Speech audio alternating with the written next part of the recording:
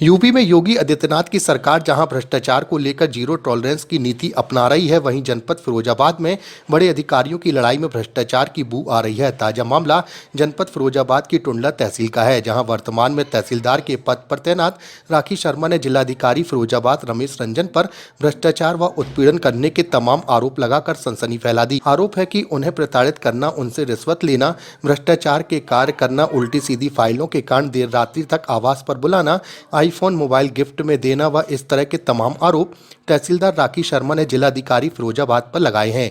उन्होंने यह भी कहा कि डीएम रमेश रंजन के ओएसडी शैलेंद्र शर्मा के साथ अन्य भूमि पटेल सहायक इस पूरे कोष में लिप्त हैं। अगर अन्य एजेंसी से इन पूरे प्रकरण की जांच कराई जाती है तो सारे तथ्य सामने आएंगे। उन्होंने एक निजी चैनल के पत्रकार रंजीत गुप्ता पर भी उनकी मानहानि करने, छवि धूमिल करने का थाना टुंडला कोतवाली मुकदमा दर्ज कराया है। अब देखने वाली बात यह होगी कि एक तहसीलदार के द्वारा जिले के अधिकारी रमेश रंजन पर जो गंभीर आरोप लगे हैं वह कितने सिद्ध होते हैं, यह तो जांच के बाद ही साफ हो पाएगा। टकराव हो गया, क्या समझकर और क्या आपके पास एविडेंस है कि आपने जिलाधिकारी रमेश रंजन के ऊपर उत्पीड़न के आरोप लगाए हैं? डीएम महोदय के एक एविडेंस नहीं है, कई एविडेंस हैं। और ये यहाँ पे कॉकस है, भ्रष्टाचार का पूरा एक सिस्टम क्रिएट किया गया है उनके बाबुओं के माध्यम से, जिसमें उनके ओएसडी का सिर्फ यही काम है कि वो लोगों से, अधिकारियों से उगाही करें और सर तक उस उगाही करके पहुंचाई जाए। इनका यहाँ जमीनों के मामले में भी कई जमीनें इन्होंने लोगों को गुमराह करके, फर्जी व्यक्ति खड़े करके वो कर लिया है। सर का उसमें रिपोर्ट मैंने भेजी तो मुझ पर दबाव बनाया कि मैं एडवर्स रिपोर्ट बनाऊं उनके बाबुओं के खिलाफ, ना लिखूं। ऐसा मेरे द्वारा नहीं किया गया। उसी से कुपित होकर सर के द्वारा और उत्पीड़न करना शुरू कर दिया गया।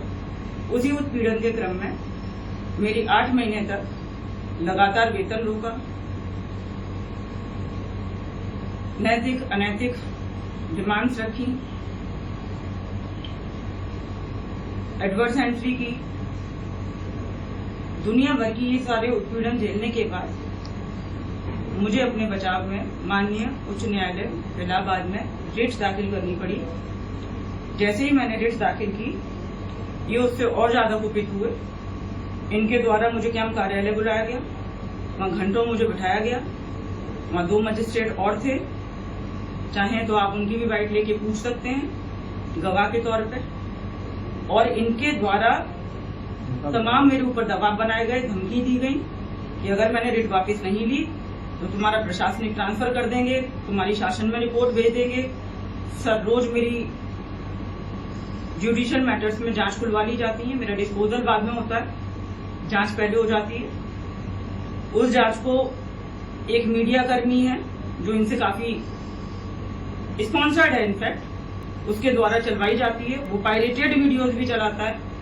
लगातार 2 महीने से मैं पुलिस को उसके विषय में तहरीर दी, जिसपे कोई कार्रवाई नहीं हुई।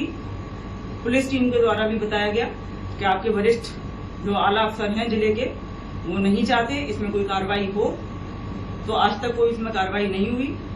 लेकिन कल जब इनको पता चला कि मेरे पास अब कोई दूसरा ऑप्शन नहीं बचा, क्योंकि माननीय हाईकोर्ट से ऊपर तो कुछ भी नहीं है, और उसके बाद भी अगर टॉर्चर हो रहा है, मैंने प्रेयर भी की थी वहां पर कि सर मेरे हितों की रक्षा करें, मुझे सुरक्षा मिले, मेरे साथ कुछ गलत व्यवहार ना हो। उसके बाद और ज्यादा गलत व्यवहार हुआ तो मेरे पास ये अंतिम विकल्प था। ये लड़ाई उत्पीड़न, भ्रष्टाचार और सिद्धांतों की लड़ाई है। एक महिला मजिस्ट्रेट, एक ऑफिसर, उसकी मान सम्मान और मर्यादा की लड़ाई है। इनके द्वारा अभी भी मीडिया मैनेजमेंट किया जा रहा है। बोला जा रहा है कि एक ट्रांसफर मैंने किया है, उसकी वजह से ये हो रहा है। वो ट्रांसफर लेटर मैं आप लोगों को बता दूं, अभी तक या एसडीएम ऑफिस में चेक कर लें या मेरे ऑफिस में कहीं पर भी रिसीव नहीं हुआ है। इनकी अननेसेसरी डिमांड्स है जो कुछ पूरी कर दी गई और उससे ज्यादा पूरी करना मेरे बस में। मैडम आपके ही खिलाफ ऐसा क्यों किया जा रहा है? क्योंकि अधिकारी, जिलाधिकारी के अंडर में तो बहुत सारे अधिकारी हैं इसमें। वैसे तो लगभग सारे अधिकारी कुपित हैं। किसी को छुट्टी के नाम पर, किसी को स्पष्टीकरण के नाम पर, किसी को उगाही के नाम पर वहां तलब किया जाता है, जांचें की जाती हैं। लेकिन सबका अपना एक टेम्परामेंट होता है।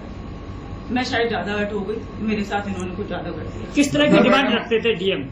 मैडम, ये आपने अपनी बाइट में 3 शब्द बोले, नैतिक, अनैतिक और अमर्यादित। किस तरह की इन डिमांड? चीजों के क्या मायने हैं? आपको सीधे सीधे डीएम रमेश रंजन पर आरोप लगा रही हैं, नैतिक, अनैतिक और अमर्यादित। जी, क्या मायने हैं? मैं फुल सेंस में लगा रही हूँ ये आरोप, और ये जांच का विषय है। मेरी माननीय योगी जी से निवेदन है कि वो इसमें निष्पक्ष जांच कराएं, स्पेशल एजेंसी से जांच कराएं, तो सारे तथ्य क्लियर हो जाएंगे।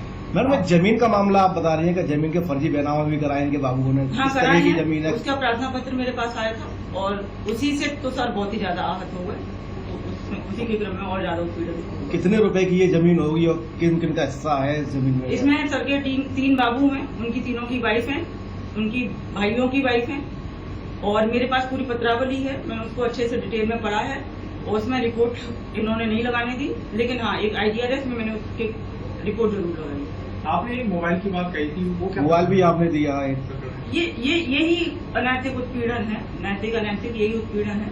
एक मोबाइल की डिमांड की गई, और वो वेरीफाइड भी हो जाएगा, क्योंकि इसको ये खुद ही यूज करना है। एक आपने अपनी बाइट में आवास पर बुलाने की भी बात कही है, क्या है ये मामला? तरीके हैं, 8 महीने वेतन ना दो, अपने आप जाएगा, पहुंचेगा आदमी। आवास पे किस बेस पे बुलाते थे? बस इसमें मैं ज्यादा कमेंट नहीं करना चाहती हूँ। आप समझ जाए, सब लोग समझदार हैं, हर चीज नहीं बोलनी चाहिए, मैं बोले जाती हूँ। अंत में क्या कुछ कहना चाहती हैं अपने प्रकरण में? मुख्यमंत्री से क्या गुहार लाएंगी आप? मेरी सर से रिक्वेस्ट है, हाथ जोड़ के, सर इसमें निष्पक्ष जांच हो जाए, इस भ्रष्टाचार की लड़ाई में भ्रष्टाचार की हार हो। मेरे आत्मसम्मान की लड़ाई है, और सर से मुझे उम्मीद है